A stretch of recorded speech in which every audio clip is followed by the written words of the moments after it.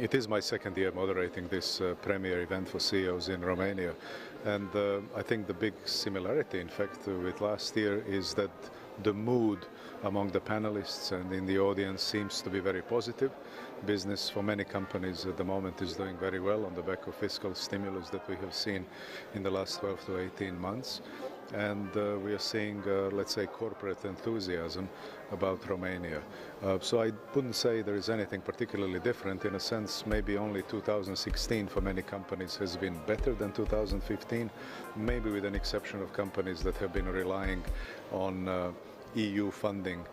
They are suffering a little bit at the moment because of the switch to the new EU budget, but I guess that will improve as well in 2017 slowly, and then more so in 2018. So overall, very positive picture, in fact.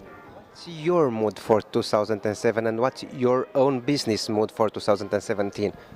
I think the outlook actually for Romania is quite good. We are looking at growth of at least 3.7, 3.8%, which is not bad. There'll be some small additional fiscal stimulus again next year. It's not going to be huge. And if EU funding picks up a little bit more and foreign direct investment continues at least at the levels that we are seeing it in 2016, I think actually it's not going to be a bad year at all.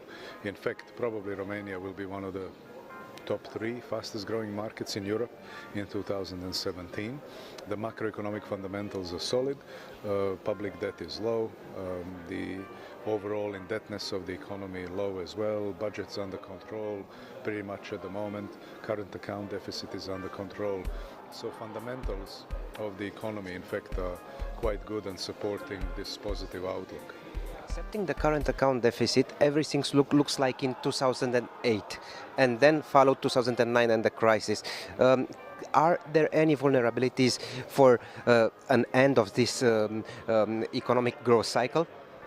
Well, the growth has been pushed forward very strongly by significant increase in private consumption recently, but at the same time, since the current account deficit is actually quite low, it will be, I think, also next year less than 3% of GDP, which is really not vulnerable in any case, considering that we will probably, like this year, get somewhere between 3 and 4 billion in foreign direct investment.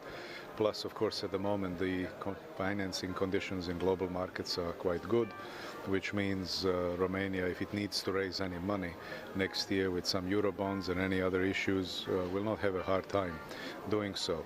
So vulnerabilities in the short term are not huge. And I wouldn't necessarily compare it to 2008 because what we had then in the aftermath immediately in 2009 was the freezing of global capital markets. Countries could not access financing or it was too expensive, and certainly the growth bubble and the credit bubble built between 2004 and 2008 globally and in Eastern Europe is not being repeated at the moment. So this is on a much smaller scale and the global conditions are better in terms of access to finance. Expect any emotions from the interest rate environment, like increasing in Eurozone or in the US? In the US, definitely interest rate increases are coming, probably the first one already in December, and then probably another 2 to 3 increases in 2017, which in my view guarantees ultra strong US dollar during 2017 because the ECB will keep interest rates extremely low or negative still in 2017 and will keep printing money in its quantitative easing program. So for Europe, that means very low interest rates for at least, I would say, another 18 months. Maybe only then they will start thinking about increasing them.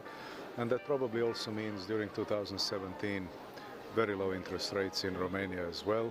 But down the road, of course, as the economy picks up speed and it keeps growing at this pace, I would imagine there will be some inflationary pressures building up in the next 12 to 18 months in Romania. We might end up at an inflation rate of 1.5 or 2% by the end of 2017. That means that the central bank here will have to move up as well, maybe to 2.5 or something like that by the end of the next year. Still very good and positive for business, so not a huge increase I'm expecting in terms of interest rates in Romania in 2017.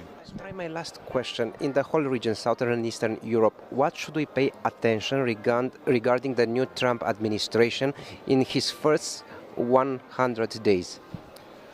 I don't think there's anything particularly important for Central Europe, interestingly enough. I think the bigger impact actually will be on the US itself initially, and then of course the bigger impact could be on some other emerging markets such as Russia, CIS, Middle East, Africa, Latin America, and of course obviously with the threat of moving away from the trade agreement in Asia, that's where the impact will be bigger. However, I think actually the initial impact of Trump presidency on Europe and Central Europe will actually be positive, in a sense that the announced policies by Trump and the Republican administration seem to be going in the direction of more spending and at the same time tax cuts, which means probably a boost to domestic demand in the United States, which is good news for European exporters.